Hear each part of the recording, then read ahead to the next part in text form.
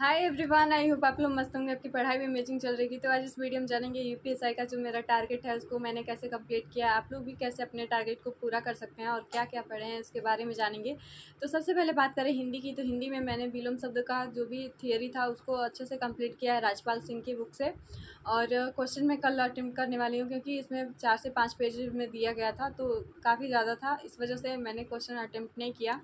Next day करूँगी। और विलोम शब्द याद करने में ज़्यादा दिक्कत नहीं होता जितना कि पर्यायवाची याद करने में होता है, क्योंकि उसमें बहुत सारे शब्द याद करने होते हैं और यहाँ पे बस उसका अपोजिट याद करना होता है, इस वजह से तो इसमें ज़्यादा दिक्कत नहीं था। बट कुछ ऐसे नए शब्द देखने को मिले मुझे कि जो कि मैंने कभी पहले नहीं पढ़ा था, तो अच्छा है। आप अगर अच्छे तरीके से अपने थियोरी को कंप्लीट करते हैं तो आप क्वेश्चंस आसानी से बना सकते हैं। तो अगर आपके भी बुक में, अगर आप भी राजपाल सिंह की बुक फॉलो कर रहे हैं, उसमें ज़्यादा थियरी दिया गया है, एग्जाम्पल्स ज़्यादा दिए गए हैं, तो उसको इग्नोर मत कीजिएगा। उसको कंप्लीट करने के बाद ही क्वेश्चन को सॉल्व कीजिएगा। इस तरीके से करना है आप लोगों को भी हिंदी को लेकर के, क्योंकि हिंदी में भी आपके स्कोर अगर कम आ रहे हैं तो इस तरीके से ही सही हो सकता है।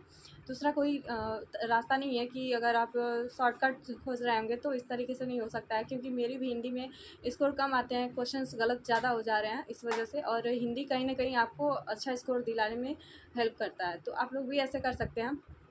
इसके अलावा बात करें जीएस में, तो जीएस में मैंने हिस्ट्री के पोर्शन में बताया था आप लोगों को कि बिंदुसार तक मेरा कंप्लीट हो चुका था।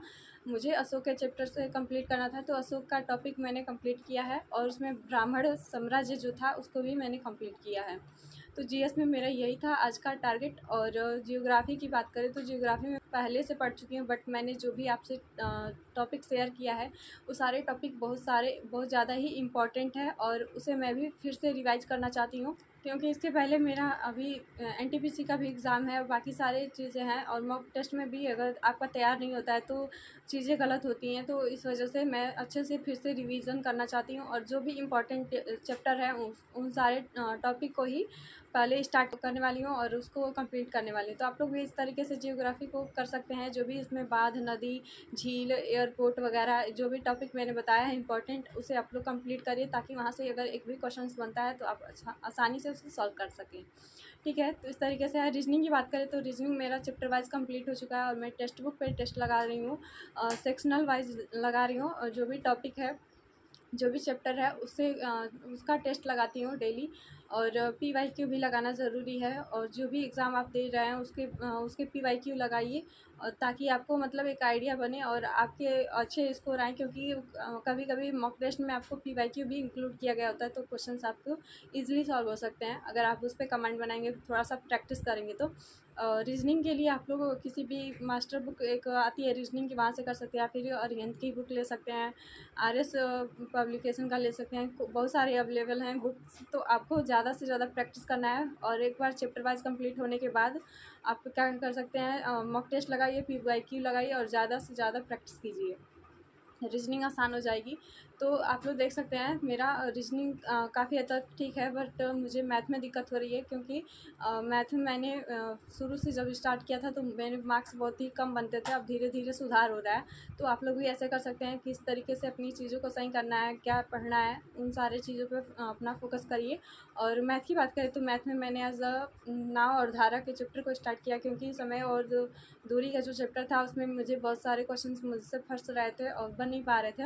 तो आदित्य रंजन सर के क्लास लेने के बाद मैं फिर से बुक से प्रैक्टिस की हूँ, तो थोड़ा और ठीक हुआ है समय और दूरी के क्वेश्चंस को सॉल्व करने में, क्योंकि यहाँ से भी क्वेश्चंस अगर बन रहे हैं तो मेरा गलत हो जा रहा है, तो मुझे थोड़ा सा ज़्यादा अपने मैथ को फोकस करना है, क्योंकि मैथ के क्वेश्चंस भी अगर गलत हो जा रहे हैं तो कहीं ना कहीं कमी है अभी तैयारी में, इस वजह से।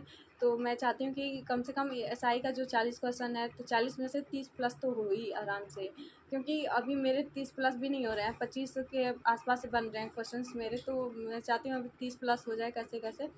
तो आप लोग भी देख सकते हैं किस तरीके से करना है, क्या क्या क्या फॉलो करना है, आप लोग अच्छे से पढ़ सकते हैं।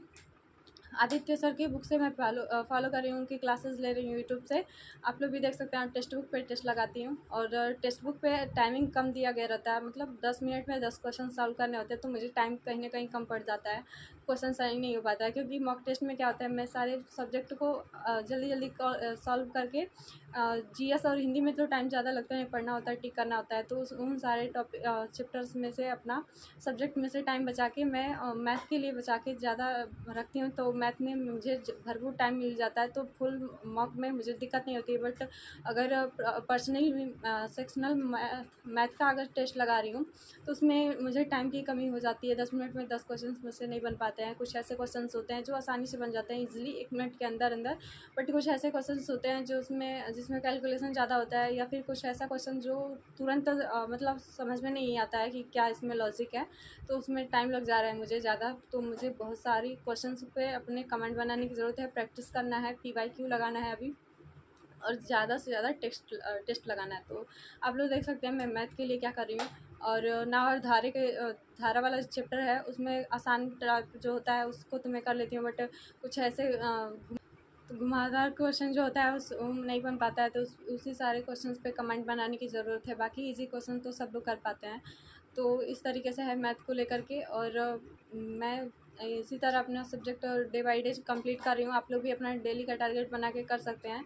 इसके अलावा स्टैटिक की बात करें तो स्टैटिक में मैंने आप लोगों से बताया था कि मैं वादक वाद्य यंत्र का चैप्टर को 2 दिन में कंप्लीट करूँगी, तो मैंने पिछले दिन कंप्लीट कर लिया था थोड़ा, और उसमें से कुछ बचे हुए थे तो मैंने उसको आज कंप्लीट किया, क्योंकि स्टैटिक के क्वेश्चन तो बहुत अच्छे खासे पूछे जाने वाले हैं।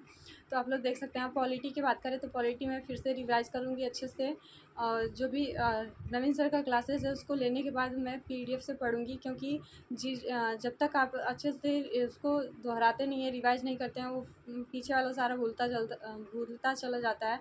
और सबसे बड़ी बात है कि अगर उसमें सेक्शनल वाइज दिया गया है कि 19 का 1 B 2 ऐसे करके दिया है, तो ये सारी चीज़ें भूल जाती हैं मुझे। जो एक रहता है उसको तो आसानी से याद कर लेते हैं, बाकी उसमें कई सारे दिए गए होते हैं, उन सब में थोड़ा सा दिक्कत हो जाता है कहीं ना कहीं। और जो 200 के ऊपर का आर्टिकल है उसमें गिने चुने जो महत्वपूर्ण आर्टिकल हैं बस वही याद है, और कुछ मतलब ऐसे भी हैं जो नहीं याद है, तो उन सब पे भी फोकस करना है, क्योंकि मॉक टेस्ट में ऐसे क्वेश्चंस बन जाते हैं जो मुझसे नहीं बन पाता है। तो मुझे अच्छे तरीके से अभी सारी चीज़ों को कलेक्ट करते हुए चलना है और अपना स्कोर अच्छा करना है, क्योंकि आप लोग देख रहे होंगे कि अभी तक मेरे UPSI में एक भी मॉक में अच्छा स्कोर नहीं बना है, और मॉक टेस्ट में बहुत सारी गलतियाँ हो जाती हैं, सिली मिस्टेक भी हो जाते हैं। जो क्वेश्चंस आते हैं मुझसे वो भी क्वेश्चंस गलत हो जा रहे हैं, तो उन सारी चीज़ों पे अच्छे से पकड़ बनानी है। तो आज का मेरा यही टारगेट था, आप लोग देख सकते हैं। और अपना भी टारगेट आप लोग शेयर कर दीजिएगा।